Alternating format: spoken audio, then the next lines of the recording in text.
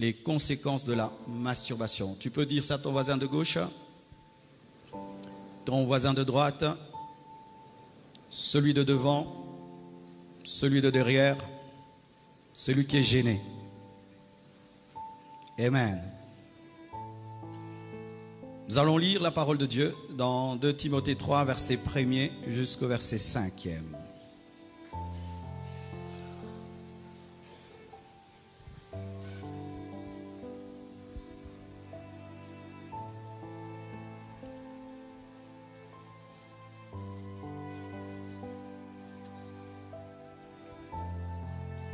Sache que dans les derniers jours, il y aura des temps difficiles, car les hommes seront égoïstes, amis de l'argent, fanfarons, hautains, blasphémateurs, rebelles à leurs parents, ingrats, irréligieux, insensibles, déloyaux, calomniateurs, intempérants, cruels, ennemis de gens de bien, traîtres, emportés, enflammés d'orgueil, aimant le plaisir plus que Dieu.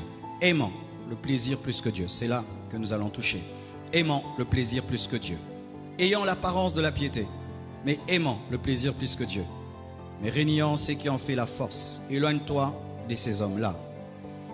1 Timothée 2, verset 8e. Je veux donc que les hommes prient en tout lieu, en élevant des mains pures, pas seulement des esprits purs, pas seulement des âmes pures, des mains pures, sans colère ni mauvaise pensée. Romains 6, verset 23. Car le salaire du péché, c'est la mort. Mais le don gratuit de Dieu, c'est la vie éternelle en Jésus-Christ, notre Seigneur. Asseyez-vous, s'il vous plaît.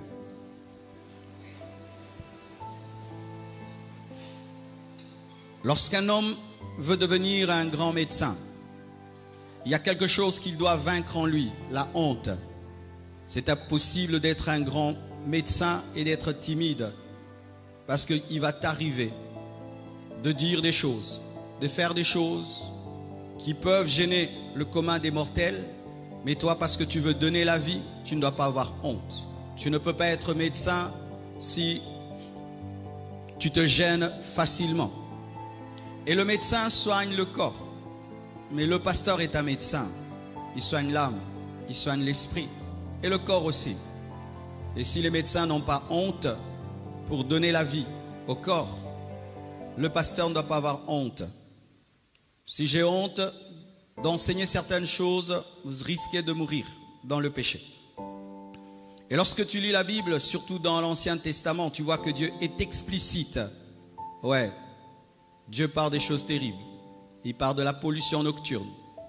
Il parle de où il faut creuser pour mettre des excréments. Qu'est-ce qu'il faut manger, pas manger. Il parle du cycle de la femme. Clairement, Dieu en parle. Il parle de connaître.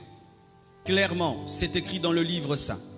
Mais des fois, par un excès de tabou en Afrique, il y a des sujets qui ne doivent pas être traités à l'église. Je me dis vraiment, pourquoi ne pas traiter ces sujets à l'église alors que plusieurs personnes se retrouvent?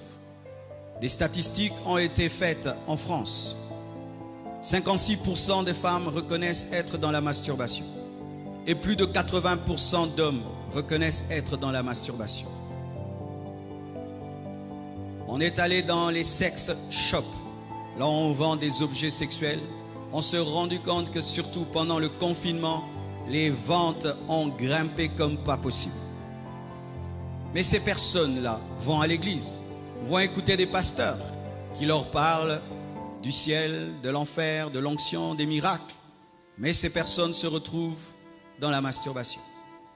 J'ai causé avec une maman, elle m'a enrichi dans mon message sur les odeurs. Et Dieu a utilisé même cela pour que je puisse parler. Elle m'a dit qu'il y a des enfants et des personnes même à l'âge mûr qui sentent mauvais parce que les parents ne savaient pas les laver. Vous savez, quand un bébé est gros, il a un corps avec des plis. Et souvent on lave l'enfant superficiellement, on ne va pas laver dans les plis de la peau. Alors que cela, que les bactéries restent. Et cet enfant en grandissant va puer parce que maman n'a pas lavé les plis. Maman n'est pas allée dans les détails.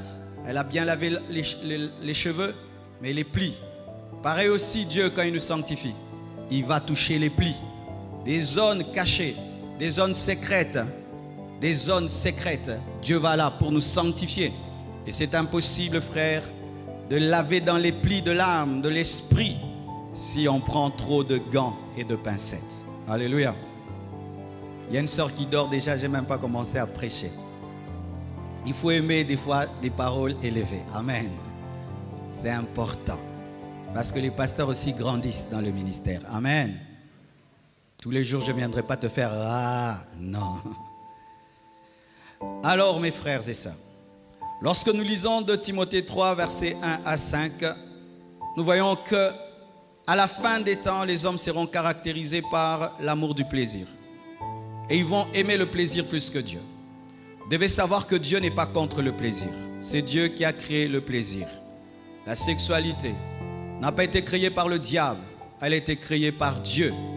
Mais Dieu est contre celui qui aime le plaisir plus que lui. C'est là le péché. Mais aimer le plaisir, ce n'est pas un péché. Mais aimer le plaisir plus que Dieu, c'est ça le péché. Parce que beaucoup de chrétiens, par un excès de spiritualité, même quand ils sont mariés, sont gênés d'avoir des relations intimes et bloquent l'épanouissement de leur couple parce qu'ils trouvent que avoir du plaisir, c'est charnel. Non, c'est spirituel parce que c'est Dieu qui a créé. Mais Dieu est contre lorsque tu vas rechercher le plaisir en dehors de sa volonté. Et les masturbateurs, les personnes qui se masturbent sont dans ce verset. Ils aiment le plaisir plus que Dieu. Parce que lorsque tu le fais, Dieu est en colère. Le Saint-Esprit est attristé. Ta conscience te dérange. Mais malgré cela, tu le fais. Tu aimes le plaisir plus que Dieu. Et vous allez voir qu'on dit, ayant l'apparence de la piété, tout en régnant sa force. C'est qu'il y aura des gens qui auront l'apparence de la piété, mais qui aimeront le plaisir plus que Dieu.